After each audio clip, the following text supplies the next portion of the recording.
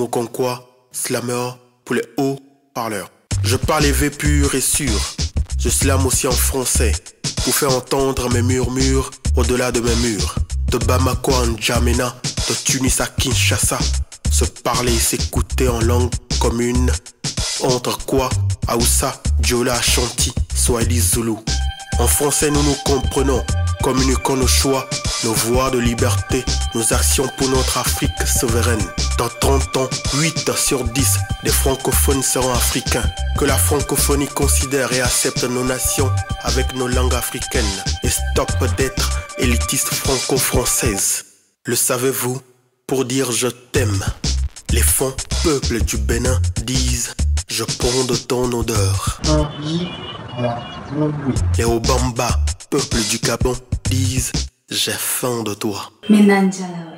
L'amour se ferait plus en français si le monde connaissait les transcriptions des mots de douceur de nos langues africaines, traduisant en oral et en écrit nos manuels et ouvrages du français en nos langues africaines et vice versa. Les arts oratoires et le slam sont l'avenir de la langue française. Que les institutions francophones nous considèrent à juste titre tels des artistes de l'Hexagone en investissant dans nos projets d'aujourd'hui et de demain.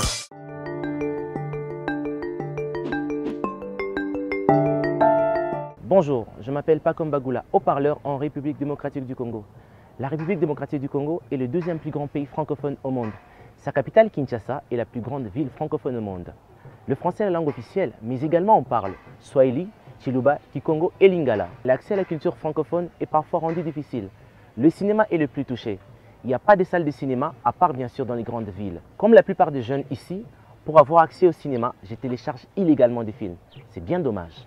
Mon idée serait de créer des kits de projection mobile dans les villes et les villages, en allant des kits simples, clés USB, toile, rétroprojecteur, le tout connecté à un système solaire pour des projections en début de soirée.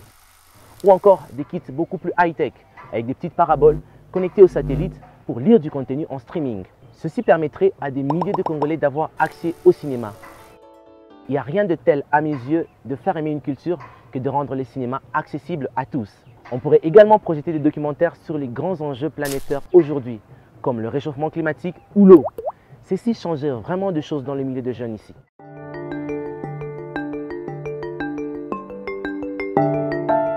Bonjour, je m'appelle Méline et j'habite à Douala, au Cameroun. C'est le seul pays d'Afrique subsaharienne à être bilingue et c'est lié à son passé colonial. Il fait à la fois partie du Commonwealth et de la francophonie. Mais lire de la littérature et particulièrement des auteurs francophones, ça reste quand même compliqué ici. Il y a très peu de librairies et aucune structure qui met en valeur ou promeut les livres. Résultat, beaucoup de jeunes Camerounais ne lisent pas, sauf dans le cadre scolaire, et je trouve ça vraiment désolant. Parmi les rares auteurs édités ici, il y a Félix Mbeto. Il a écrit son premier roman intitulé La République du piment et il a fait sensation. Quand tu es un jeune auteur et que tu n'as pas un passif en tant qu'écrivain, les maisons d'édition ne sont pas motivées à prendre le risque, ce qu'ils appellent le risque de pouvoir t'éditer. Il faut que les jeunes s'habituent à acheter des livres et à les lire. Il faut un environnement stimulant pour que les jeunes puissent avoir le courage même d'écrire. Et il faudrait les modèles. Il faut que les jeunes sachent qu'il y a existé avant eux des personnes qui ont écrit. Notre idée avec Félix Mbeto serait donc d'organiser des ateliers littéraires encadrés par des auteurs francophones qui viendraient former des jeunes. À l'issue de ces ateliers, un grand prix littéraire pourrait être créé et ce serait aux jeunes de choisir le gagnant. Ça pourrait vraiment les motiver et d'autres pays francophones pourraient participer.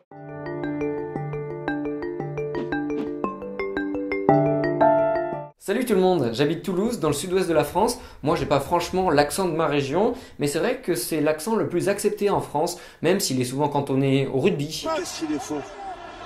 Solide les gars, solide. Ou à la cuisine. Parce que c'est divin, et foie gras, ça va avec sud-ouest. Et ça, c'est parce qu'en France, on a du mal avec les accents. Ça s'appelle la glottophobie. C'est un mot qui a été créé par Philippe Blanchet, qui est professeur à l'université Rennes 2. Glottophobie, c'est quoi? C'est quand on juge les gens ou quand on les discrimine en fonction de ce qu'ils parlent ou de comment ils parlent. Les accents des différentes régions françaises peuvent être discriminants, mais encore plus quand on vient d'un pays étranger et qu'on vient par exemple chercher du travail en France. Ceux qui ont plus de contraintes Je pense que ce sont ceux qui ont cherché des postes en front office de type chargé de relations clientèle ou autre. Certains de mes camarades français qui eux aussi avaient un accent, eh bien on leur conseillait de le dissimuler ou de travailler pour faire en sorte que ça s'entende moins. Dans toutes les fonctions où la voix est importante, ça peut poser problème et il me semble surtout en France, dans des pays comme la Belgique, la Suisse ou dans d'autres pays de la francophonie, c'est un peu moins le cas, à mon avis parce qu'il y a plusieurs langues officielles et qu'on a donc plus l'habitude d'entendre des accents. Ma proposition c'est donc de respecter beaucoup plus tous les accents,